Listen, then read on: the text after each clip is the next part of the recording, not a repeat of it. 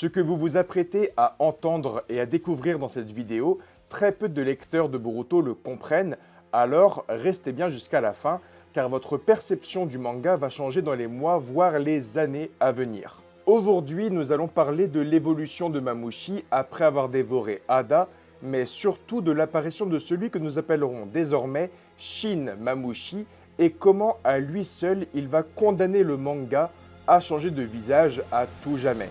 Et donc salut à toutes et à tous les amis, c'est donc Darkose pour une vidéo très rapide sur Boruto To Blue Vortex. Et comme je l'explique depuis plus de 2 ans maintenant, ce que nous vivons actuellement avec les Shinju humains, c'est tout simplement la théorie de l'évolution. Je l'ai dit depuis extrêmement longtemps. Comment le singe est devenu homme et surtout comment le démon Adike est devenu nôtre. C'est donc grâce à cette fameuse théorie que je vous ai expliqué 3 mois avant que ça apparaisse que les sbires de Crasse allaient évoluer et devenir des semi-démons Adike, semi-humains, qu'ils allaient donc créer une nouvelle organisation et que ça allait être des Shinju humains. Je l'ai expliqué bien avant tout le monde, 3 mois avant que ça arrive. C'est la théorie de l'évolution, c'était sous nos yeux depuis le début. J'avais même demandé à Vinicius de créer le concept art des Shinju humains avant qu'il n'apparaisse dans le manga pour vous montrer l'idée que j'avais en tête. Et comme vous le savez, eh bien tout cela, ça s'est produit pour la simple et bonne raison que je suis extrêmement chaud sa mère. Je suis trop chaud. Oui, mais surtout et avant tout que Naruto et Boruto ne sont pas des mangas compliqués à comprendre. Tout est écrit entre les lignes, tout est expliqué plusieurs mois à l'avance. Et aujourd'hui, il suffit d'analyser, de bien lire et de bien comprendre Boruto To Blue Vortex pour savoir que Mamouchi sera le tout premier à dévorer sa cible et donc à changer de forme. Je l'explique également depuis maintenant plusieurs mois, mais les Shinju humains que nous voyons actuellement ne sont pas complets. Ils sont dans la phase 1, mais il faudra sûrement une phase 2, voire une phase 3. Pour la simple et bonne raison que le singe n'est pas devenu homme d'un coup. Il a fallu avoir l'homme préhistorique et puis plein d'autres étapes pour devenir ce que nous sommes aujourd'hui. Et bien pour les Shinju humains, c'est exactement la même chose. Pour devenir la forme parfaite, il faudra plusieurs phases. Et encore une fois, ça, eh bien on en a des preuves dans le manga. En effet, c'est une chose qui se prouve pour la simple et bonne raison que malgré leur nom d'humains, ces créatures possèdent encore leurs traits de démons ou bien d'animaux, que ce soit leurs mains, leurs pieds ou parfois leurs courbures en ce qui concerne Mamouchi. Ils n'ont pas encore fini d'évoluer et une forme pour chaque personnage est encore cachée et attend d'être découverte. Sauf pour Ryu et Matsuri parce qu'ils sont morts. Et encore une fois, c'est quelque chose que j'explique depuis plusieurs mois avec la vidéo dédiée à Jura et son évolution en dévorant, oui ou non, Naruto Uzumaki.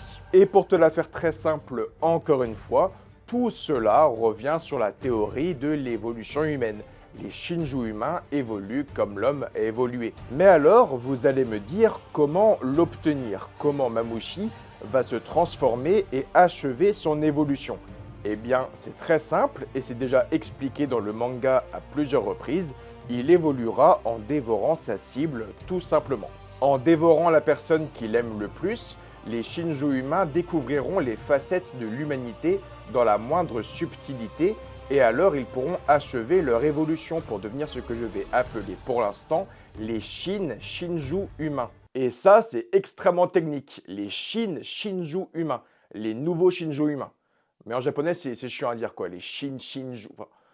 Bah, on peut trouver mieux, je pense. Si Matsuri et Ryu ont échoué en dévorant leur cible, eh bien nous aurons désormais le deuxième cas de figure avec la réussite de Mamouchi sur Ada. Et c'est d'ailleurs ce que nous montre le Jippo des 10 directions de Kashin Koji, parce que dans un futur alternatif, un futur qui a été changé, loupé ou esquivé de près, Ada a bel et bien été dévorée par Mamouchi. On la retrouve dans un arbre, morte, scellée. Donc, c'est arrivé. Alors, vous allez me dire que cette fois-ci encore, Konoha et l'équipe de Boruto va réussir à changer le futur et donc gagner face à Mamouchi. Eh bien, je vais te dire que moi, j'y crois absolument pas parce que, d'un point de vue scénaristique, les schémas ne peuvent pas se répéter éternellement. Ce serait d'ailleurs extrêmement con de la part de Ikemoto et Kishimoto. Faire un bis repetita, je vois pas l'intérêt. Nos héros ont jusqu'à aujourd'hui réussi leur mission en suivant les plans de Kashin Koji, mais il faut bien une mission qui finira de la mauvaise manière, sinon le manga va tomber dans une boucle infinie et surtout une boucle sans saveur. En fait, c'est beaucoup trop simple d'un point de vue scénaristique que Kashin Koji donne toujours la marche à suivre, on suit la marche à suivre et tout se déroule bien tout le temps. Il faut qu'à un moment donné, la stratégie de Kashin Koji s'écroule complètement et qu'il y ait une faille dans la technique. C'est sûr, ça va arriver. Et donc, pour moi, nous avons par exemple la première phase qui s'est déroulée dans les déserts de Suna. Nous avons écouté Kashin Koji et nous avons réussi la mission et nous avons empêché les Shinju humains de vaincre et de dévorer leurs cibles. Maintenant, nous avons le deuxième cas de figure. Nous écoutons actuellement Kashin Koji, mais malgré tout, nous allons échouer et le Shinju humain Mamushi va bel et bien dévorer sa cible.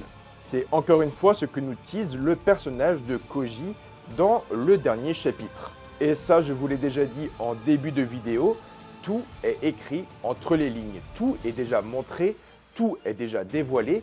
Le narrateur lui-même nous dit que la mission va mal se passer. Le narrateur commençait sur la page cover du chapitre numéro 28 en nous demandant si Ada pourrait être protégée jusqu'au bout, ce qui sous-entend donc que Mamushi est un personnage très endurant et que ce n'est pas sa puissance physique qui est à craindre, mais la durée de l'affrontement. Pourra-t-elle être protégée jusqu'au bout? Tout est dit à mes yeux. Secondement, Shikamaru est étonné de voir Mamushi débarquer plus tôt au village de Konoha, et le clone de Jiraiya lui répond « Oui, le cours du temps a déjà changé ». Ce qui explique donc qu'entre sa vision du Jippo des 10 directions et ce qui se déroule actuellement, il y a déjà du changement. Et encore une fois, c'est une chose qui est expliquée dans le manga par le fait que plus Kashin Koji parle du Jippo des 10 directions et de ses visions du futur à des singularités du destin, plus le futur est propice à changer. Pour la simple et bonne raison que plus les singularités du destin sont au courant des plans, plus elles voudront instinctivement changer le futur, sauver leurs amis, sauver leur famille, faire de petites actions toutes bêtes et donc faire écrouler tous les plans. Et plus tard, dans ce même chapitre, ça se concrétise encore une fois puisque Koji a demandé à Shikamaru de rassembler 15 personnages pour le bon fonctionnement de la mission. Mais nous découvrons que Mitsuki est bloqué encore une fois dans l'interrogatoire du sire Kobu.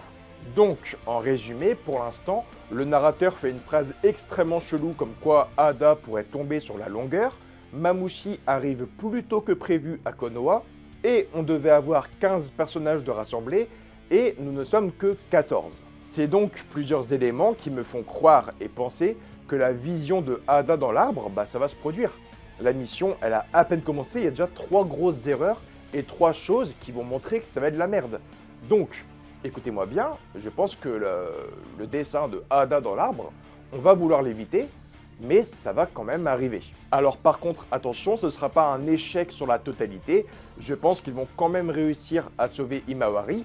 Par contre, la grande sœur de Daimon, c'est ciao! Et encore une fois, c'est là que nous avons 2 cas de figure qui va se présenter à nous pour la suite du manga. En premier lieu, nous pouvons avoir la naissance de Shinju Ada, c'est-à-dire qu'elle a été dévorée et que dans la dimension de Jura, un nouveau Shinju va prendre vie. Bon, alors j'y crois, mais alors absolument pas. Je pense très sincèrement qu'on a découvert assez de Shinju humains jusqu'à aujourd'hui, et je pense pas qu'il y en aurait d'autres. Voilà, je pense que on est très bien comme ça, et que c'est tout, il n'y aura pas de Shinju Shuji, de Shinju Tsunade comme je l'ai dit à l'époque.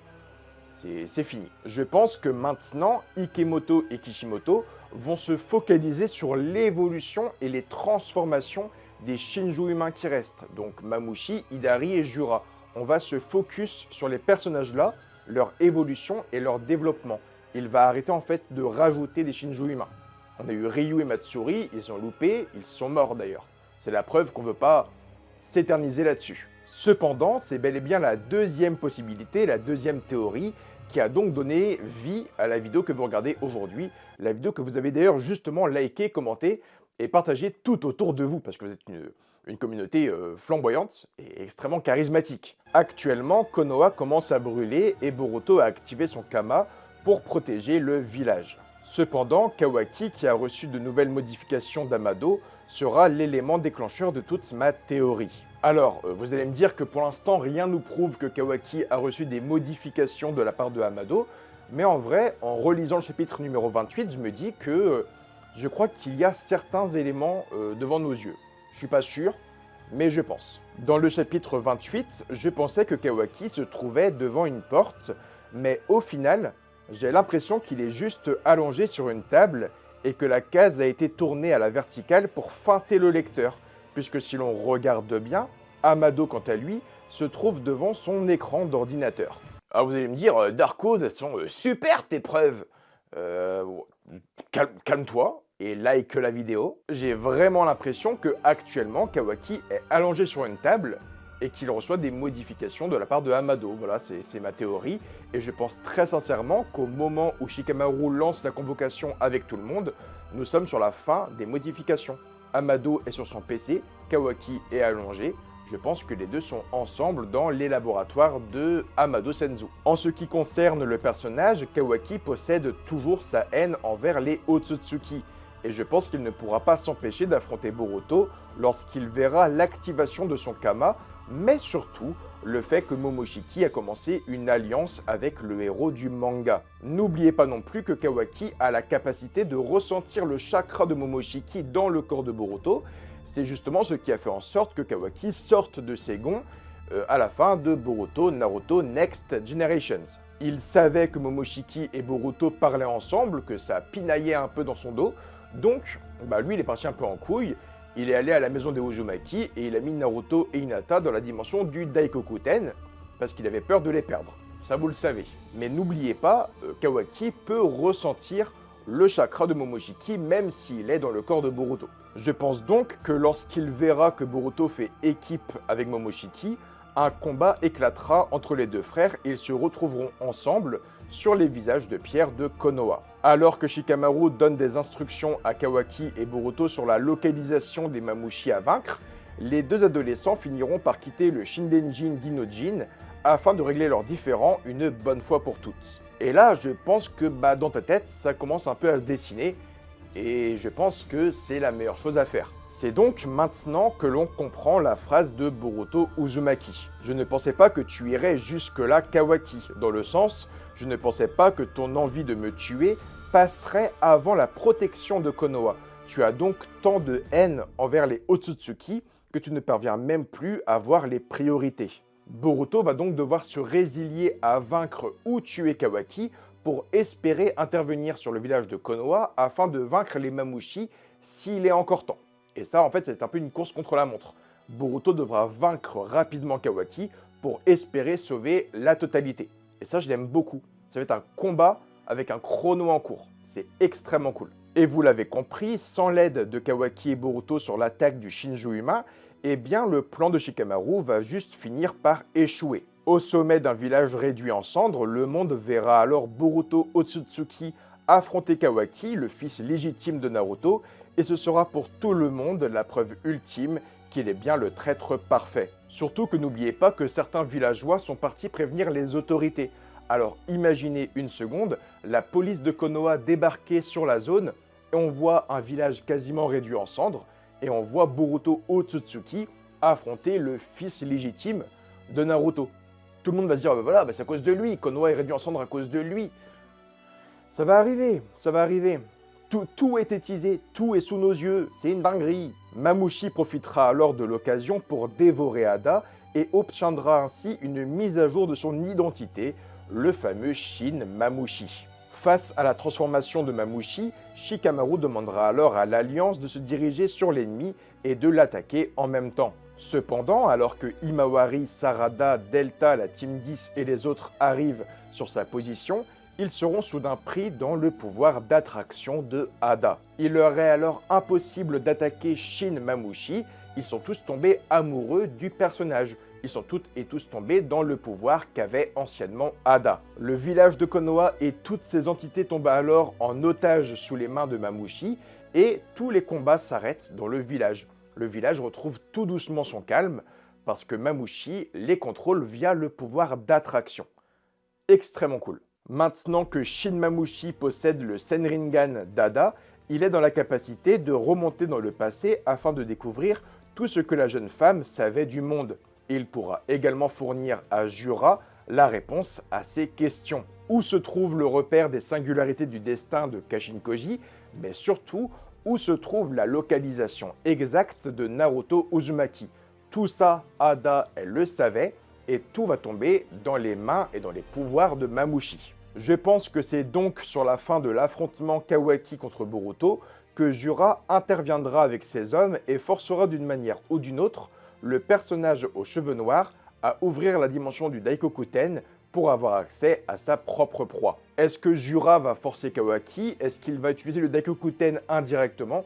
On ne sait pas comment ça va se passer, mais je pense que Jura aura bel et bien accès à la dimension où se trouvent Naruto et Hinata. Naruto Uzumaki et Hinata seront alors délivrés du Shinjutsu de Kawaki et ils découvriront à leur retour un Konoha détruit causé par l'affrontement de leurs deux fils. Tout ce que Naruto avait fondé et créé avec ses prédécesseurs sera complètement réduit à néant. Lui qui avait poussé le monde des ninjas et des shinobi à son paroxysme découvrira malheureusement la fin de l'ère des shinobi. Alors dans le meilleur des cas, nous pourrons avoir le droit à Naruto, Kawaki et Boruto faisant face aux Shinjo humains pour la dernière fois, mais je pense qu'on aura surtout et avant tout le droit à Naruto versus Hidari, c'est-à-dire le quatrième affrontement sérieux de Naruto contre Sasuke. Et ça, c'est extrêmement cool, et je pense pas que Ikemoto et Kishimoto vont passer à côté. Je pense que Naruto versus Hidari, ça peut arriver. Je pense très sincèrement que tout est en place sous nos yeux, tous les indices ont été dévoilés, le village de Konoha commence actuellement à brûler. Je pense encore une fois qu'on va arriver au chapitre 1 et épisode 1 de Boruto Naruto Next Generations. Tout est sous nos yeux. Je trouve que l'écriture de Ikemoto et Kishimoto a été d'une très grande logique jusqu'à aujourd'hui et nous avons tous les éléments qui prouvent qu'on va arriver à ce grand moment de l'histoire que l'on attend depuis maintenant plus de 8 à 9 années. Ça va arriver. Je pense qu'on y est très premier degré. Et si on n'y est pas, si toute ma vidéo là est fausse, vous ne pouvez pas dire le contraire, mais c'est très stylé ce que j'ai imaginé.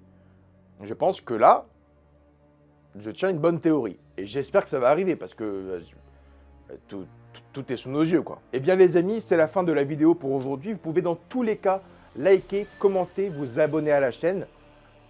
Soyons un peu fous et explosons ensemble le compteur de likes.